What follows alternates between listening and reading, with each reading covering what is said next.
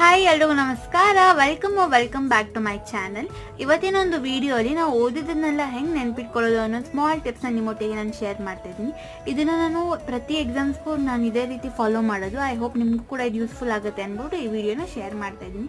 Tip number 1 ಏನಂದರೆ concentrate on what you are studying. For example, ಇವಾಗ ನಾವು 1 hour ಕುತ್ಕೊಂಡು ಓದಿದ್ರು ನಮ್ಗೇನು ನೆನಪಿರಲ್ಲ. ಬಟ್ ನಾವು ಯಾವಾಗ ಕಾನ್ಸಂಟ್ರೇಟ್ ಮಾಡಿ ಅಲ್ಲಿರೋ ಕಾನ್ಸೆಪ್ಟ್ನ ಅರ್ಥ ಮಾಡ್ಕೊಳ್ತೀವಲ್ವ, ಅವಾಗ ಆಲ್ಮೋಸ್ಟ್ 20% ರೀಕಾಲ್ ಮಾಡ್ಕೊಳ್ಳೋದಕ್ಕೆ ಅದು ಯೂಸ್ಫುಲ್ ಆಗುತ್ತೆ. ಟಿಪ್ ನಂಬರ್ 2 ಏನಂದರೆ, ನಾವು ಓದಿದಾದ್ಮೇಲೆ, ಫಾರ್ ಎಕ್ಸಾಂಪಲ್ ಥಿಯರೀಸ್ ಎಲ್ಲ ಓದಿದಾದ್ಮೇಲೆ ನಮ್ಮದೇ ಆದಂಥ ಒಂದು ಸ್ಟೋರಿನ ಬಿಲ್ಡ್ ಮಾಡ್ಕೊಂಡಾಗ ಅದು ನಮ್ಮ ಮೈಂಡಲ್ಲಿ ತುಂಬ ಬೇಗ ಸ್ಟೋರ್ ಆಗಿ ಪ್ರತಿಯೊಂದು ಎಕ್ಸಾಮ್ಸ್ ಟೈಮಲ್ಲಿ ಅದು ರೀಕಾಲ್ ಮಾಡ್ಕೊಳ್ಳೋದಕ್ಕೆ ಯೂಸ್ಫುಲ್ ಆಗುತ್ತೆ. ಸೊ ಇದು ಎರಡೇ ಟಿಪ್ನ ನಾವು ಫಾಲೋ ಮಾಡಿದ್ರೆ we can see a miracle in our study life ಅಂತ ಹೇಳ್ಬೋದು. ಆ್ಯಂಡ್ ಐ ಹೋಪ್ ನಿಮಗೆ ಇದು ಯೂಸ್ಫುಲ್ ಆಗಿದೆ. ಇನ್ನಷ್ಟು ಟಿಪ್ಸ್ಗೋಸ್ಕರ subscribe to my channel. See you guys in the next vlog. Thank you for watching.